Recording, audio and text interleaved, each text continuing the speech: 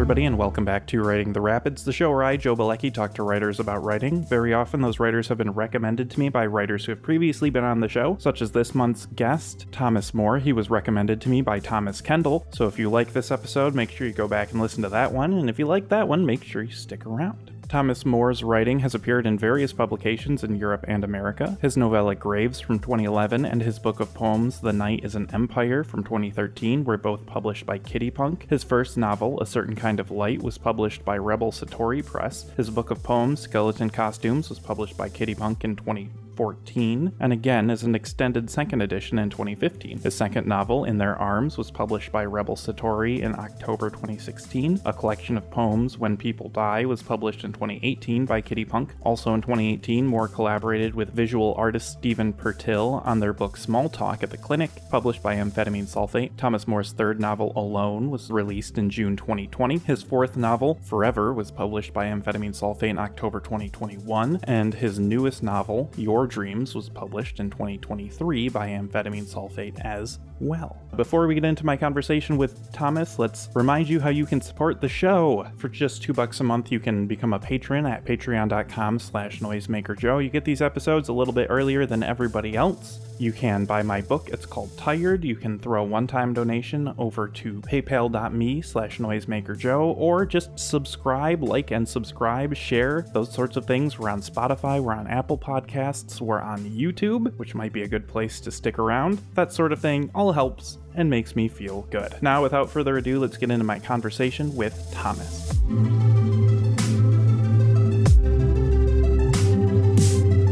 I guess I'll try to tie in a little bit with my last episode a touch here. I talked with Sam Richard about what I call dark internet as a subgenre of story,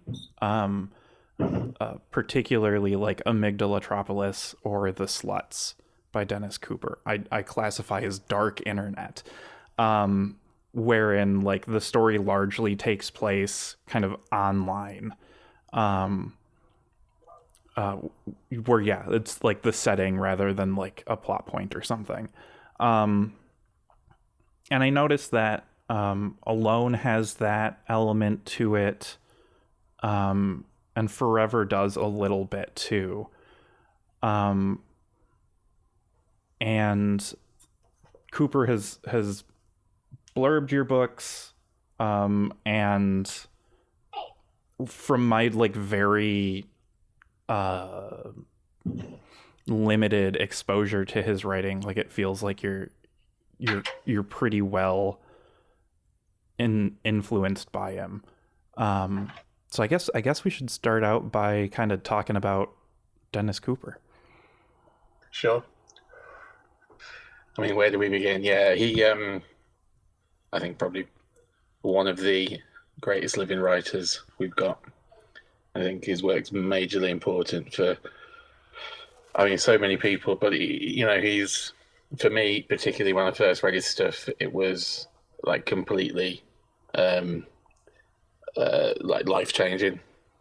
There's a few books I can think of that kind of totally like validated certain ideas I'd had about writing, and not fully realized yet. I think him, George Bataille, Marguerite Duras, a lot of the nouveau romance stuff, but yeah, the first time I read Cooper, it just blew my mind, and it was like, this is it. This is what I've been looking for. I didn't know what I was looking for, but this is as close, one of the close to it as I found.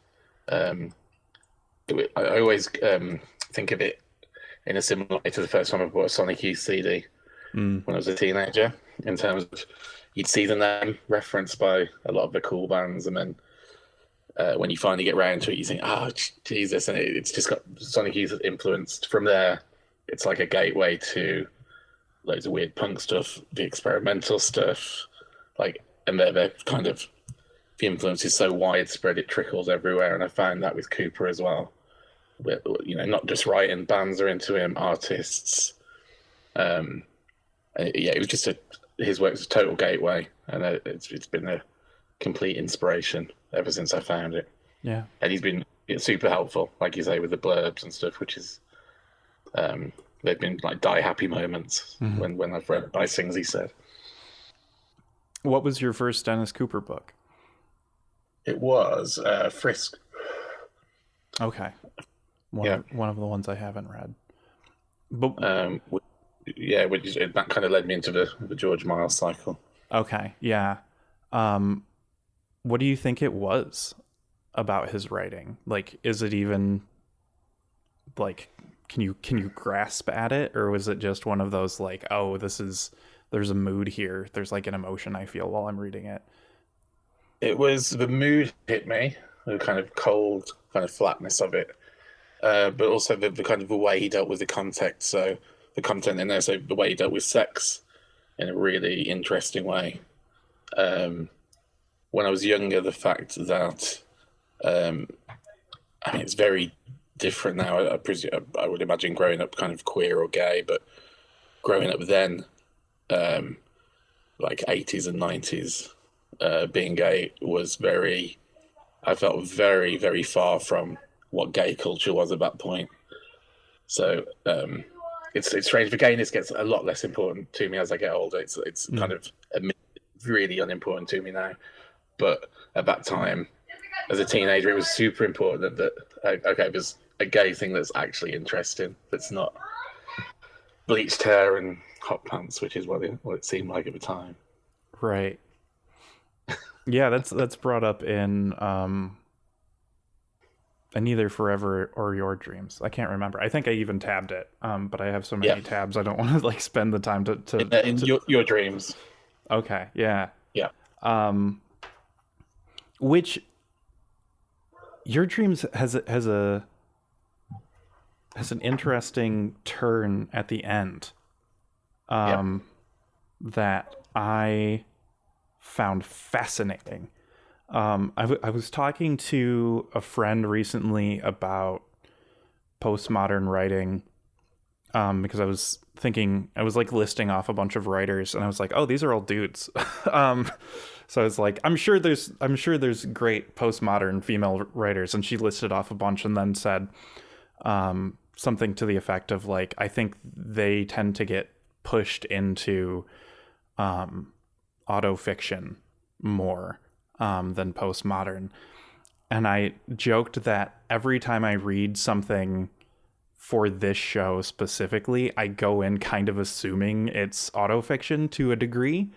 I think that's just the milieu that we're in, unless it's like, I don't know, unless it's like Mike Klein or something where it's like clearly a kind of strange pocket dimension. Like, I feel like everybody's right now is just kind of pulling from themselves. But you just put yourself into Your Dreams, and end the book with a very uncharitable look at the author.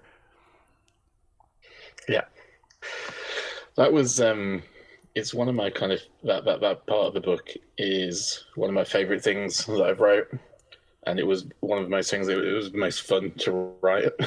I really enjoyed kind of working on that bit and kind of getting it into shape. I don't know, the autofiction thing. I think it is, like you say, the current kind of milieu of things. It's a word that just seems to have popped up a lot recently. So I don't know what. I'm no good with labels and labels and tags. I think aren't my favorite thing because it leads to a few generalizations. So I tend to try and go like individual book by individual book or individual writer as much as I can. Mm-hmm.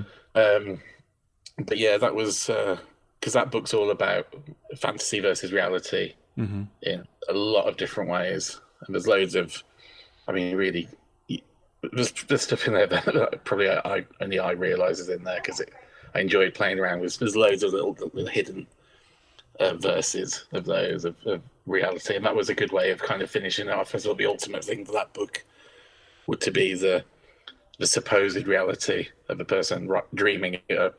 And the kind of blur there, it was just fun to play around with those things. Yeah.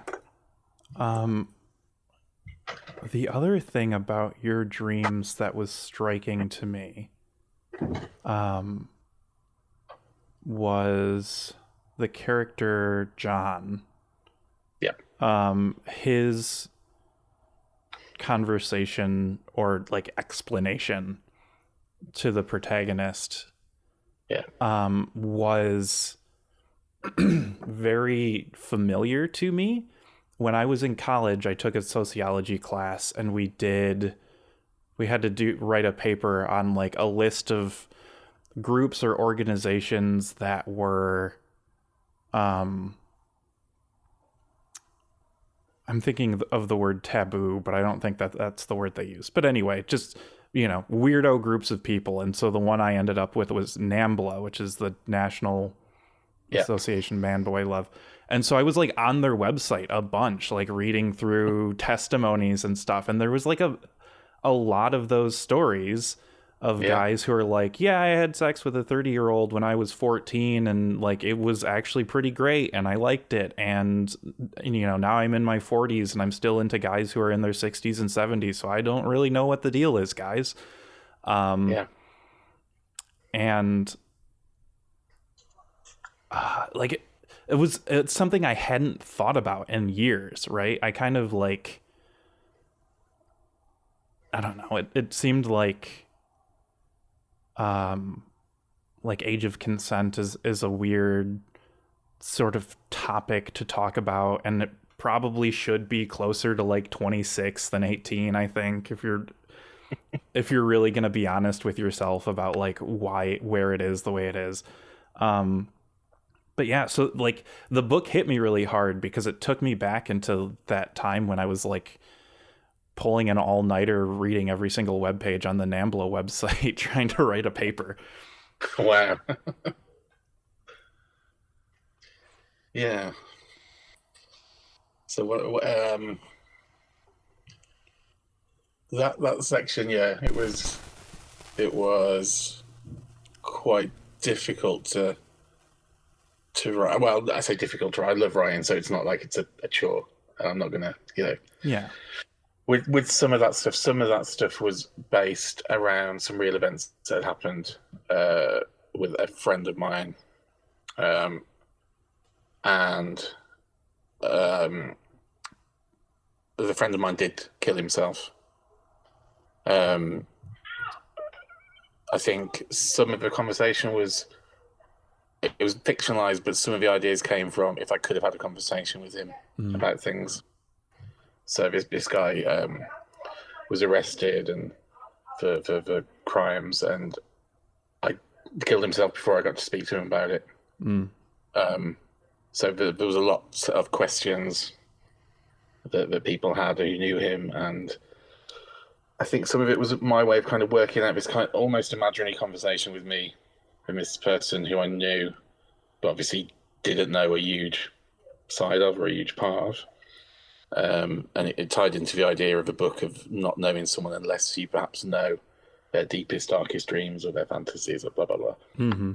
And then obviously I kind of fictionalized it and kind of put a bit of distance in and set it in New York. I'd just been in New York, and when I was there, I was working on the book in the hotel. And I thought it to fictionalize it easy to kind of literally like push it away geographically, like physically push it away was a more interesting way to deal with it maybe, and also to fictionalize it as well. Mm-hmm. So yeah, that's kind of where that stuff came from. But yeah, it's a really interesting subject in a lot of ways. But yeah, like you said, I don't know if you do hear so much about it now. I think NAMBLA was probably very much of its time. Mm-hmm. At the time was probably linked to like, I don't know, Allen Ginsberg and people like that were, on the rallies for it and massive supporters. I think it was kind of linked to kind of some sort of like queer rights movement in a way, like early kind of, yeah. It's a strange one, but it felt like a really clear way to set off the fantasy versus reality kind of tone of the book. Yeah. I had first heard of NAMBLA because it was a South Park joke, and even though I had never watched it, like, was enough of a punchline that it like leaked out to to me. And obviously the whole South Park thing is like, we're going to ridicule you if you care too much about anything. Yeah. But yeah, I think like, you know, the idea of like, I'm afraid to say pedophilia because I don't know what AI things are gonna like claim, like ping me for saying it. But I guess, but it's like, it's in all of your books, or the three that I've read. It's in Alone, Forever, and Your Dreams. And again, the sluts being like so like clear in my mind. Like, that's kind of like the whole, I don't, it's unfair to say it's like the whole thing, but it is a big like reality of that story too. And going back to that sociology class, and even other like discussions I've heard of like various rings of people doing child abuse, people making it kind of like very clear that like this is not a sexuality thing, this is like a power thing. Yeah. So I don't know, like, in the least accusatory way possible, like, why do you think that appears in your books so often? I guess, I think a good way to, I guess number one, I don't know, which is like an answer to probably a lot of things about writing. A lot of it's the actual writing itself is very worked on and very like I work on the actual form of the book for a long, long time, and which is why they're so short. I shrink them down. But the themes, I don't know. Guessing a lot of the time, it's just stuff that affects me, scares me. It's a way of working stuff out. Abuse is something I've had to come to terms with and work out for various reasons in my life, and that's probably where some of that comes from. Otherwise, yeah, it's who knows. Which is makes for a crap answer, but it's the truth. It's a lot of us. I don't set out and think, right, I'm going to put these themes, but I find a lot of the themes repeat through my books. Is that idea when they say a writer writes the same book again and again for whatever reason, certain themes come, and I'm obsessed with different bits and bobs, and I keep reworking it to try and realize them as best as I can. Yeah, which I won't be able to do, but I guess that's the point. Yeah. I think that's a completely fine answer. Within that answer, you did kind of get at another thing I wanted to make sure that we talked about, which was the sort of minimalism of your books. There was a Goodreads review of Forever that said that like Thomas More can do more with 3 words than most writers can do with hundreds of pages, which I agree with. Like that's a correct assessment. That's very. To bring up Mike Klein again, there's a thing that he said at one point, which is like he uses 1,000 of every 10,000 words that he writes. And I'm notoriously scared of, bad at, timid about editing. And I think I still have a hard time with the idea that I would write a short book. I have a book that's like pretty close to being done that is short. It's like 111 pages or something, but like intentionally short, intentionally sparse, intentionally not what I normally do with prose. But otherwise, like writing 80,000 words, 50,000 words for a novel, and then whittling that down to 20, and then being, and then calling that good, is something I find like a hard time bringing myself to do, even though I love novella length work to read, right? Yeah. I think, I mean, a lot of my favorite books are super short. One of my favorite novels I always name check is The Malady of Death by Marguerite Duras. Another one that just blew my mind and I don't think I ever got my mind back properly. And that's like shorter than anything I've wrote. And, the font is, so big on the page and it's spaced out. And it takes like 30 minutes to read. And it's just destroyed me. And I guess like Cooper's books are quite slim, some of them.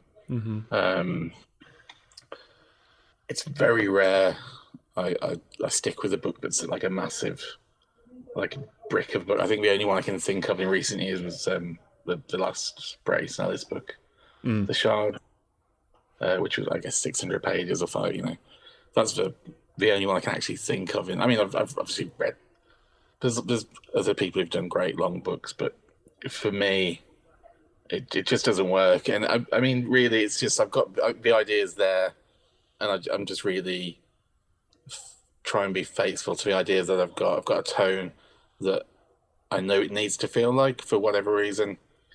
And so, again, it's instinctive. It's like, to get that tone, it needs to be cut down. It needs to have all the nonsense ripped out. And I'm fairly, like, brutal with it. It doesn't... I really enjoy editing. Like, editing...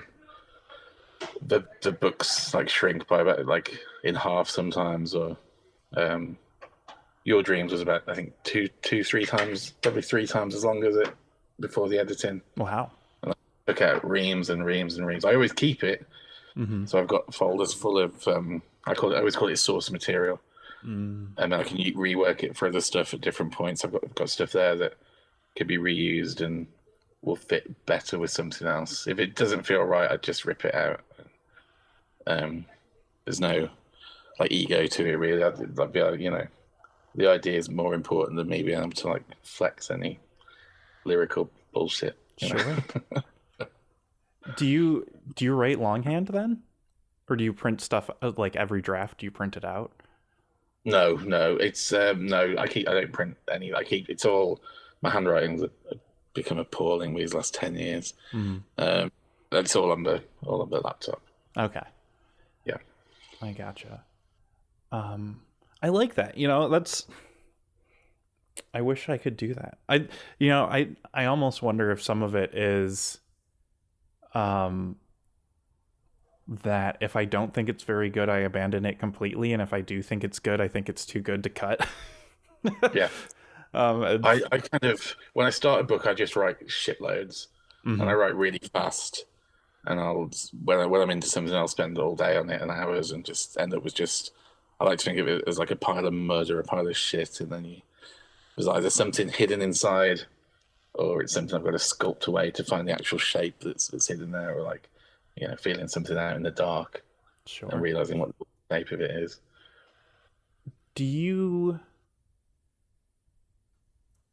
I'm trying to.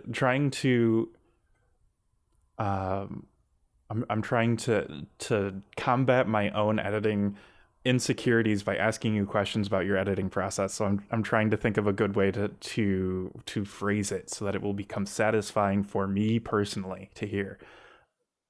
So I guess one of the fears I have about editing is like getting lost, like forgetting where certain things are, or thinking I had written something and not having written it. I guess all that is to say, I'm afraid of how time consuming it is. But I guess you said that, like, you will, like, spend long periods of time working on it. Do you find that your, I guess, like, stamina to keep writing, keep working on it for, like, long stretches of consecutive time is something that you've always had, or something that you've built up over time the more you've written? It's something I've learned. My first novel, for whatever reason, I like personal circumstances and various things of time, it just ended up what it was, and I got someone to edit it for me, which is great because it just wouldn't have happened without that person's help. Mm-hmm. But I kind of also always wished I'd done it myself for whatever reason. So then I kind of, the more I, so now like I think editing is part of the same thing. The whole process is editing. I'm editing from the start, so Mm. I reframed editing as a creative process rather than a technical thing. Like I find like the editing is like a really creative. I get really creative sparks during the editing, which means I'll take something out, then you need to rewrite other bits because they don't balance properly, and then you need to write a new bit there to fit in and balance it. So it's once I started realizing editing was the really fun creative part for me, it kind of changed it a lot, and it didn't become like a chore or a bother or a I really enjoy editing. For me, that's when the book gets written. After you write the book, and then the book gets written when you edit it. Okay. So the initial draft is like going out to get the block of marble. Yeah, Cool. absolutely. I like that a whole lot. What is like the step before writing look like for you? Like the idea generation or planning, or what happens to make you want to write another novel, and like specifically that novel? So I write all the time, and like I write every day, which isn't for everyone. Mm-hmm. But for me, it's like I've got a really like the best way to say it, I've got a very addictive personality and I think if I focus that into writing, my life's a lot better and a lot healthier. So I write every day. Also, I stopped writing for years when I was younger after university, and I was never going to write again. Mm. And I was never, I couldn't start something. And the idea of not being able to start again is kind of terrifying. So if I write every day, I've never stopped. And then eventually things will form how they form, and I'll write different bits. A lot of it's majority of it is terrible, rubbish, awful, which is fine because you kind of eventually, if you filter through all that crap, the good stuff will come.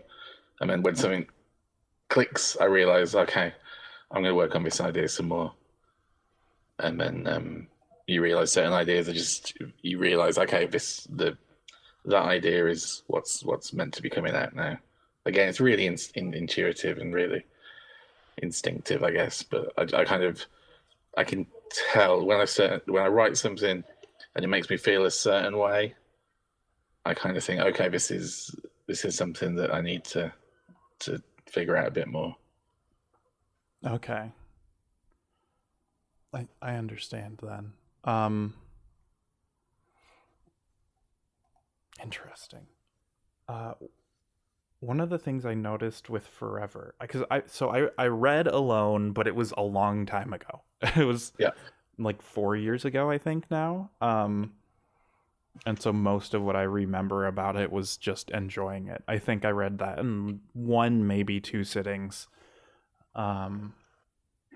Which for 2021 Joe was probably pretty impressive. One of the things I noticed pretty early on into Forever, because I got Forever and Your Dreams at the same time, ordered them at the same time, and then decided to read them chronologically to see if that would like contextualize something. I noticed there were funny bits, which I had not remembered from Alone, and they were like short, incisive stuff. Like really early on in Forever, I can tell he likes me sucking his dick on account of how stupid he sounds, and it was like not a mean.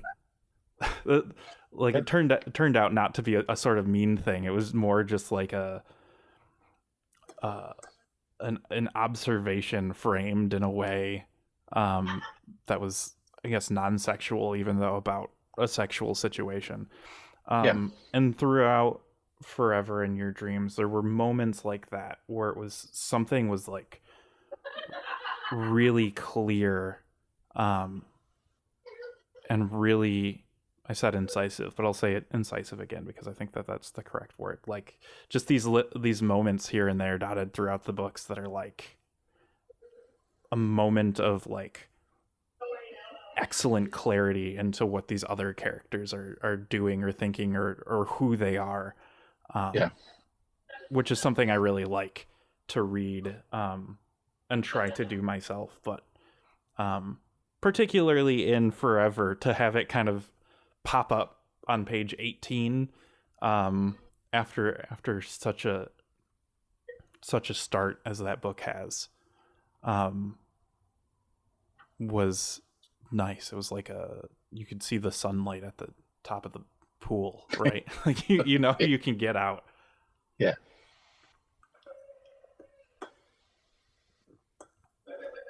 Yeah, I think all my books are really funny. And I'm really glad you used the word funny, because a lot of people rarely pick up on them. One of the few people who has, Michael Salerno, who does he releases all my poetry work on Kiddie Punk, and he does all of my artwork. He does all the front covers, Michael. I remember him saying like he's like, yeah, your stuff makes me piss myself laughing, and I really like that because so few people get that, and like I think it's really funny, and I think it's like I guess it's just dark sense of humor sometimes maybe, but like it's just I think a lot of it's true. I think there's a lot of truth in these. Life's like just really stupid and weird sometimes and funny, and like in these weird tiny little moments you kind of there's like a truth or something something to be savored for sure. Mm-hmm. I think also like for me, like it balances, like you say, it's after like you get some traumatic stuff maybe or some darker bits. I think it just levels it out and it makes it balance well in my brain. Yeah, absolutely. I think part of that might just be part of people's reaction to the books and lack of reaction to the funny bits. I, and I'm projecting onto other people, so it's not fair. There's a thing that I find myself doing or expecting, especially with amphetamine sulfate. And at this point, I've read a decent handful of books through that press, or interacted with people who have published through the press. And there's like an expectation for me. It has a reputation for me of being like the scary kind of dangerous press, where it's like I'm not sure if I'm gonna buy a book from here and pick it up and read it and kind of like be horrified in a way I'm not really prepared to be horrified. And I think that's less true. Like, I wouldn't encourage somebody who only watches romantic comedies or something to pick up an amphetamine sulfate book if I wanted them to like me afterward. But I don't know. I think it was in Your Dreams. There was a line too about like being opposed to the transgressive label. And you have already said in this conversation here that you're not super into it. Yeah. And it's one of those things that I've kind of like felt weird about people calling themselves. Yeah. So yeah, all of that is to say that like I think sometimes we have an expectation that something's going to be a certain way, and then we go into it and then tend to ignore the parts of it that aren't that. But I had just read The Crying of Lot 49 before I read your book, so I was kind of like primed to find funny absurdities. Right. And so I think I just did more than I would have. The other part too, we talked about autofiction. Like, I'm reading these books and I'm thinking to myself, I gotta talk to this guy in a week. How worried do I need to be?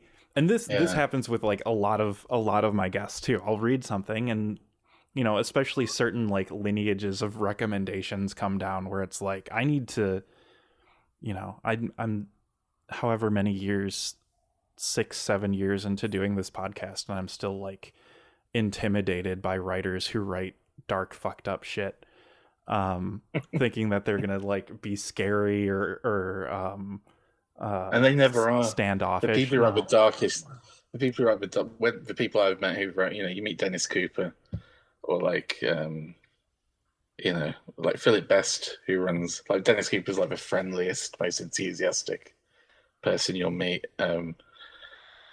Philip Best, who runs who runs Amphetamine Sulfate, is like I've like, he makes me cry with laughter. Like I've had dinner with him and I'm just like crying into my food because he's so funny and like an amazing like raconteur of various hilarious anecdotes. He's yeah, I guess, I don't know. I guess when I think of transgressive, I remember the other day this party I was at when I was like probably 17 or 18, and like all these this goth guy turned up who we didn't know, and he had leather trousers on, and he introduced himself with this kind of fake American accent. He was from Birmingham, so he should have had an like Ozzy Osbourne, but he was like, my name's Dan, and I've been to a lot of dark places. And he had like leather trousers and a Tool t-shirt. I was like, yeah, I mean, maybe I'd be depressed if I'd listened to Tool for too many hours. But like, that's what I think. It's like it always feels like a pose of something. It just seems silly. Yeah. I always think it's people who wear leather trousers and misunderstand American Psycho when they read it. Mm-hmm. Yeah. There's the funny meme where it's like guys be like, I'm fighting demons, and the whole time it's just bisexuality. I think about that an awful lot. I've not seen that. I'm gonna steal that. Yeah, absolutely you should. I did. Yeah, I don't know. Like, and part of it for me, right, is just social anxiety. I'm just a shy kid who, like, I started the podcast so that I could talk to the writers who I like their work from. I had started a practice. I just remember this of like, before, like when I was like in my very early 20s, whenever I was depressed, I would find an artist I liked and try to find their email and just send them like a fan letter. Yeah. And every once in a while, someone would write back, and it would be like, "Oh yeah, that's right. They're people. They're just normal people." I can relate to that. I used to run a fanzine, like pre-internet. I used to do fanzines and do like the whole cut and paste thing, and like send like questionnaires to bands I liked, or like occasionally, as I eventually ended up like interviewing bands face to face for the fanzine, and it was a way of being a really shy person with no friends, being able to kind of get close to these people who were shouting out of my stereo or stuff like that. Yeah. And yeah, it was always very interesting, especially when you're younger, because now like I kind of that artists are people. Mm-hmm. And they're people, but like back then it was really this demystifying kind of thing to meet someone from a band who and just have a normal-ish conversation. Obviously, it wasn't very normal then because I was so fucking nervous and weird and teenage, But yeah, it is. It's people are people. Yeah. Well, the thing about artists is that most of them are also nervous and weird, so it's there's not a whole lot of charisma to go around. Yeah, man. Back to one of the things I like specifically wrote down. I wrote down a line from Your Dreams that I really liked. That I wonder if is maybe due to your not being American and not being from New York. But the line is, I realize that New York is the sort of place that I want other places to do impressions of. Right. And I love that line because I feel like it's very true for a lot of people. Yeah. Yeah. Um, I'd forgot about that line. I wish I could give you a good reasoning behind it, but yeah, that's the first time I've thought of that line in quite a while. But yeah, it's strange when you travel like New York. I've been there twice, and I remember the first time I went there when was it, like 2010, and it's such a weird thing because you kind of feel it feels so familiar because it's just omnipresent in culture and films. You've seen it all in films and TV, and especially like a lot of the like bands that like Sonic Youth and all that stuff, and all the kind of 80s art scene are very obsessed with, like David Wojnarowicz and all this, and like the no wave scene and Lydia Lunch and Swans and blah blah blah. You kind of it's all, and William Burroughs. Mm-hmm. Uh, New York's always been this place in my imagination because of the whatever culture I was into. So kind of being there, it was like I don't know this place, but it feels really, yeah. Am I, is this real, or am I seeing it as it is, or am I kind of seeing it through this, this this lens I've got from all the books that I've read from New York. Yeah. Yeah. I went there once we had they called it the East Coast trip, so they took us from Michigan, which is in the Midwest, and they took us up and down the East Coast, to see a bunch of historical sites because it was through school. It was like it was between middle school and high school. And so there were like 3 middle schools that all fed into one high school. So they put all of us 8th graders on a bus before we became freshmen, and then drove us across the country. And I remember going to Manhattan and being like, oh, this is it. It's just, it's bad smells and cigarette butts and buildings that are way too tall. And like did not enjoy my time there at all. Much preferred the more like, and I wasn't even into like revolutionary American history or anything, but much preferred Gettysburg and Lexington and all of those other places, DC even. So I always find myself like enjoying books that humanize New York a little bit, and I feel like we're kind of past that in culture anyway, to be like New York is the end all be all, thanks probably to the internet, and I think maybe just us being oversaturated. Whereabouts are you in America? So I'm in Michigan.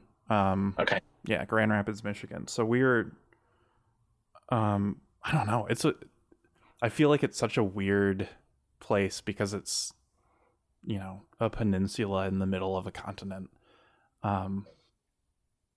When I was in the UK, some store clerk asked me where I was from, and I had to pull it up on a map, and it was so surreal to be like, oh yeah, that's right. Not everybody knows what America is like. I'm really bad with geography generally.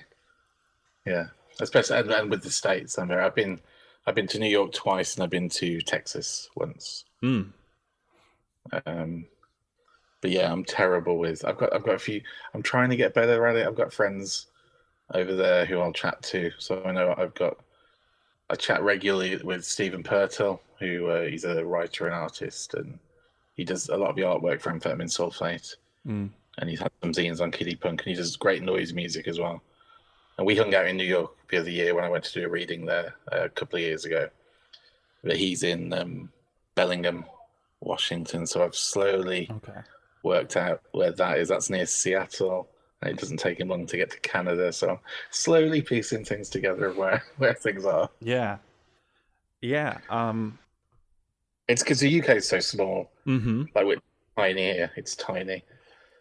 Well, the other thing with the UK too is that I'm now like slowly learning about is I'm unworking like the pan Celticism that we have in America with the non-English Yeah. ethnicities that exist around there. So like Yeah.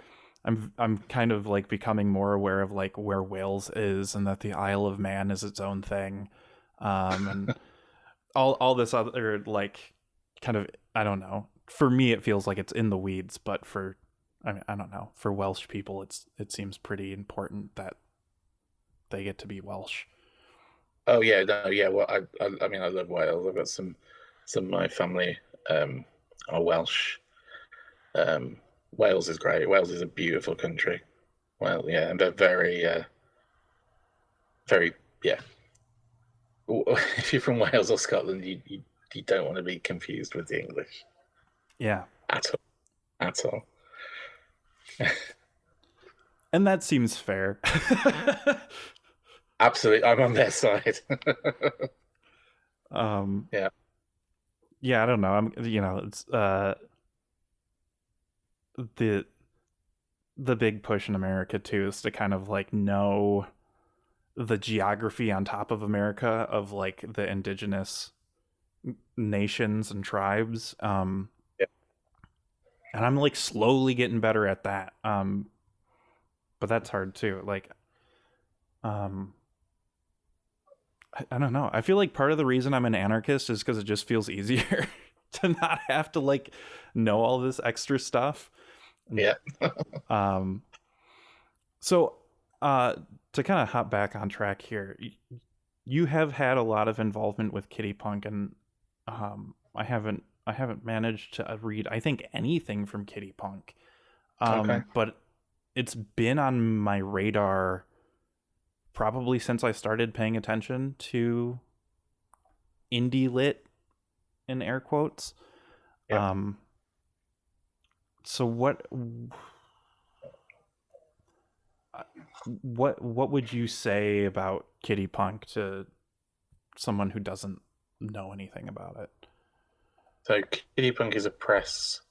Um, it's released. It started. So it's run by Michael Salerno, who is from Australia, and it started off with him just doing his zines.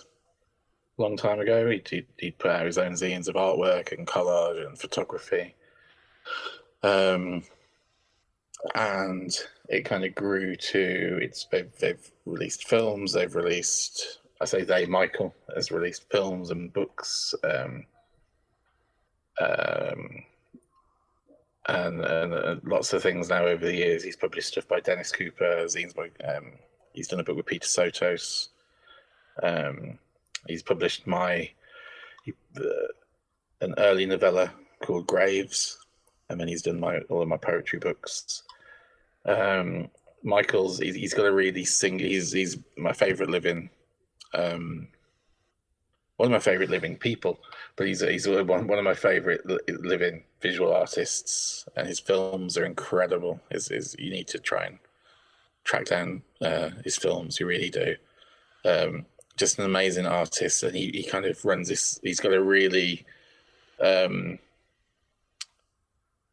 really wonderful way of creating. Like Kitty Punk's like this little world he's created, and he's very. Choosy is the wrong word because he's just very clear on the things that fit into this little world and things that don't. So yeah, it's like it's a press. It's based in Paris now, and yeah, Michael's just one of the greatest living artists. Okay. And it's like very focused on childhood, right? Like that's the thing I mainly remember, because I remember like having it on a list of like presses to check out more as I was writing certain books. Yeah, there's always a link to childhood somewhere. For whatever. I mean, Michael could probably should talk about it kind of more than me. Sure. Because it's very much his thing. But yeah, it's all linked to childhood in some way or another. I think because I remember him saying he just doesn't want to grow up. Fair enough. Cool. And then so you have an upcoming book of haiku, right? Coming out. Yeah. That's an interesting form. What Yeah. what is it about haiku that makes you that got you to write an entire book's worth? So this will be my second book of haikus. Mm. First one was Skeleton Costumes, which Michael published on Kiddie Punk in 2013, 2014. I'm terrible with years. Since I used to be great with dates, and then ever since lockdown and COVID, years blur for some reason. I never got back to understanding time. I know. First edition published in 2014, expanded second edition 2015, per the website. There we go. So they came from, I started doing haikus as a writing exercise. There was something I was trying to write, but was for my second novel, In Their Arms. And there was this piece I just couldn't get right, and it shrunk and shrunk and shrunk, and it still didn't fit right. And I just decided one day I'm just going to try and do literally the shortest version of it I can, and try and do it as a haiku. And I wrote this haiku, and I was like, that actually captured the idea better than I'd been able to with 20 pages.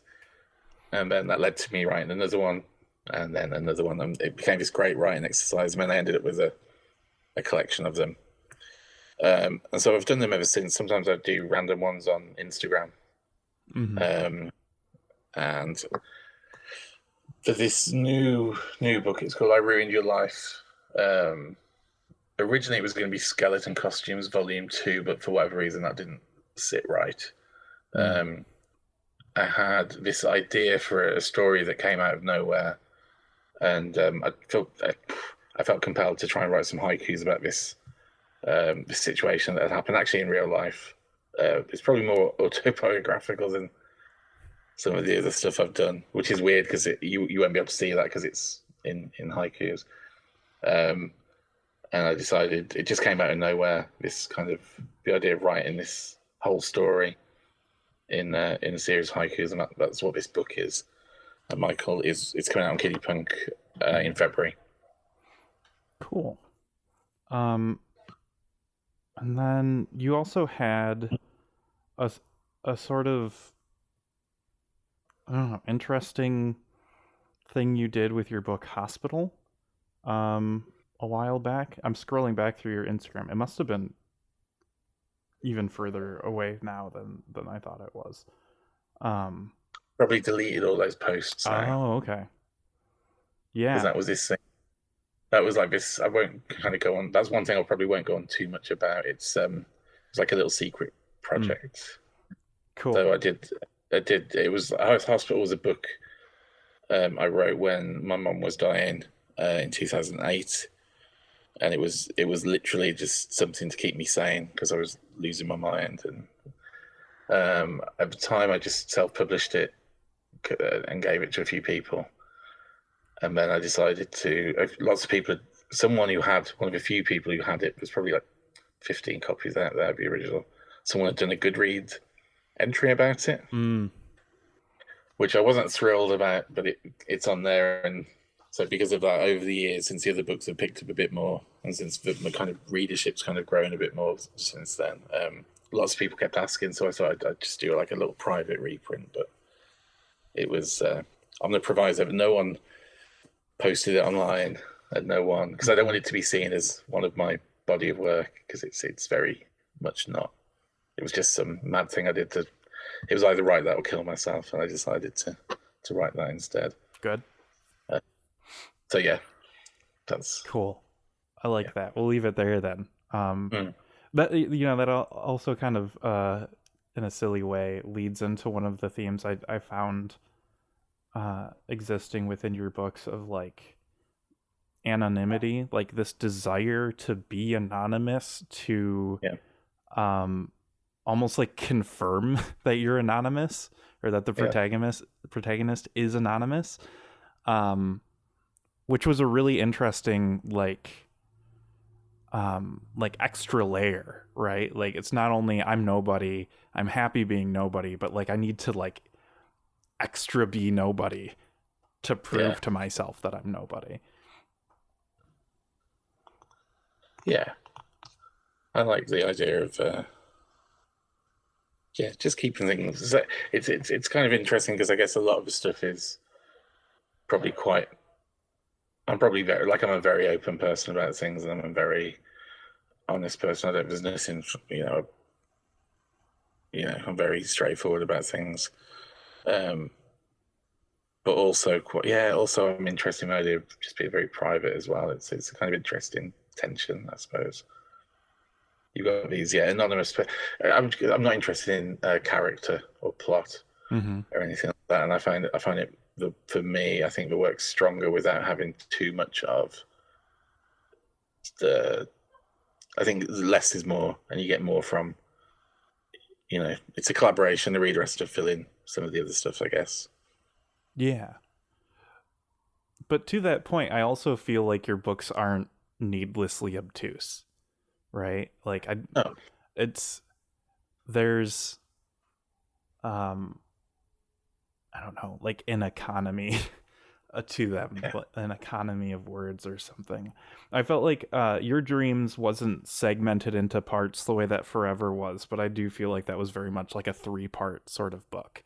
There's the New yeah, York part, and then I don't know, like flashbacks or explanation part, yeah, and then the Thomas More part, and then Forever, of course, was clearly delineated into threes, um, and struck me as very like sort of leaving Las Vegas. I liked the conceit of Forever, of like I'm just gonna go and do one last thing.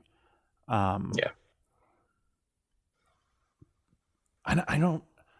I guess because when I've been like approaching that threshold, the like I'm gonna like throw one last party is like not a place my mind goes. yeah, Um, so it's interesting to kind of like see where that is, and then to get into the sort of thing that I like to read about in books, as a person who doesn't drink or do drugs really, is to like you know get that through my literature, to like see people, and then be inside their heads as they're doing lots of drugs and drinking and making poor yeah. life decisions. um but yeah, I don't know, Forever is like super captivating to me. I think Your Dreams we talked about a lot more because I had read it most recently, and because it like it brought back those memories of college. But It woke the number yeah. inside you. Oh God. I'm Um, sorry.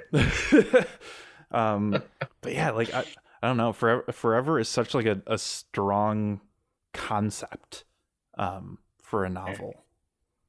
Thank you. I'm really proud of that one. The last, but yeah, I like them all. Yeah, I really like how Forever turned out. Um, how long do you think that took you? Um, oh, when did I start? It came out quite quickly after because I had lockdown, which was good Mm-hmm. for writing time. So I kind of came out a lot quicker than I'd done a novel before. Because the first one was 2013, and that was done a couple of years before that, and it took a couple of years to do. So that was a long. And the next one was 2016, and then there were 4 years till Alone, and then Forever. It just came really. That idea, once I'd kind of locked into it, it just came. It was really fun to write, and it just kind of had a bit of extra time than I usually had. And it was just really pleasurable writing that book, and it kind of came very quickly. Mm, How long did it take? A year and a half, maybe, okay. start to finish. I love hearing that it was like fun to write. I don't. Oh, like why do it otherwise? You've got to. I mean, there's different things. It's like a meditative thing, which is Mhm. really important to me.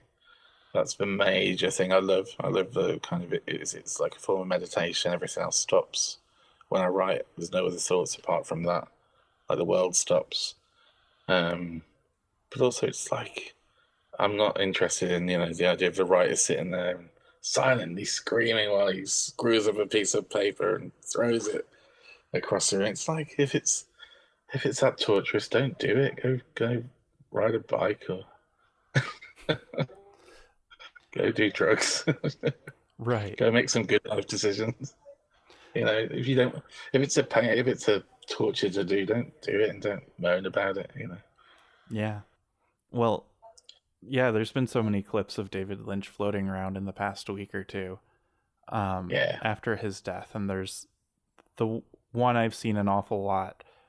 And actually, it must be a story that he recycles, because it seemed like there were multiple clips of it about how probably the only time Van Gogh was happy was when he was painting. Yeah. And it's interesting because like there are moments for me when I'm writing where it is super fun. And that is certainly what keeps me coming back. I don't know. You seem to have unlocked something within the entirety of the writing process that I have yet to grasp, which is cool for me to know that it's like there. But like, I don't even really know how to explain it, right? Like, I would like to write every day. I would like to be able to like go over and over and over and over a piece again, over and over. And knowing that people can do that and do it joyfully is enough for now. Until I like figure out how to do it, like what it is in my life, probably being on Instagram too much, but like what it is that like keeps me from being able to get there.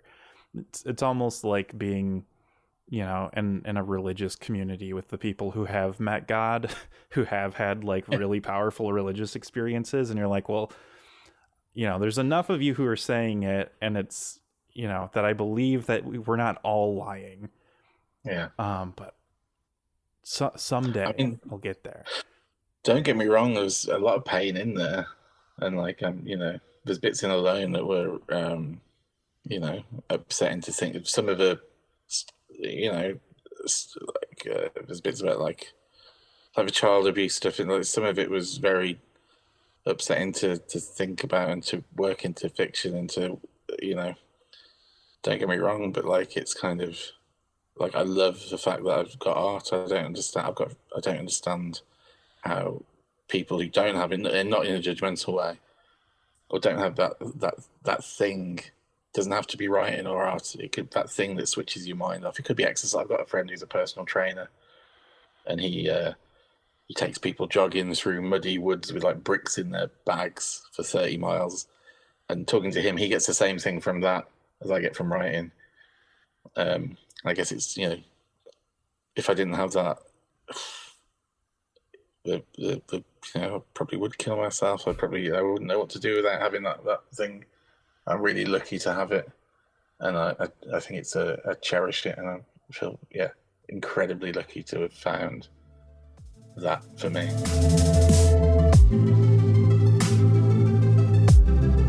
I kept you from harm, and the world still fucked you up. So what was the point? Good things have been done. Some crying social workers too little too late. You say it's my fault, all the things I did to you. Your words break my heart. You thought you could help. Another wounded healer, an embarrassment. You should feel guilty, judging people like you're God. There's blood on your hands. Couldn't you hear me? I was screaming this whole time, but you turned away. The trusted adults who never fail to surprise, smile like you mean it. The hidden reports, all the times you asked for help, no one even knows. Conspiracy nuts. They got too close to the truth, and it falls down. The flats where they hid, all the names on the guest lists. If you know, you know. Your friend disappeared due to friends in high places. Body never found. She sat on his knee. She had details of the house. It means nothing now. A broken mirror. You can't look at yourself now. How long can you hide? So what happens next? Is there a way out of here? Can this ever end? That look on your face, fighting back tears on goodbye, the last time we spoke. VHS chat show. They need the blood of a young satanic panic. Freeze video. How many are still alive? Dribs and drabs, I guess. Freeze frame the footage. Recognise any of these boys when they were pre-Ghost? You feel nostalgic for people you never knew. So much guilt and shame. Don't pretend to care. I will never believe you. You're selfish and cruel. What can I say now so I can look in your eyes and not see the hate? Nightmares of regret, waking in the night screaming, only one way out. A sudden banging, someone is inside the house. The stairs start to creak. Jump forward to death like it could be that easy. No hesitation. I ruined your life, and you'll hate me forever. I'll see you in hell.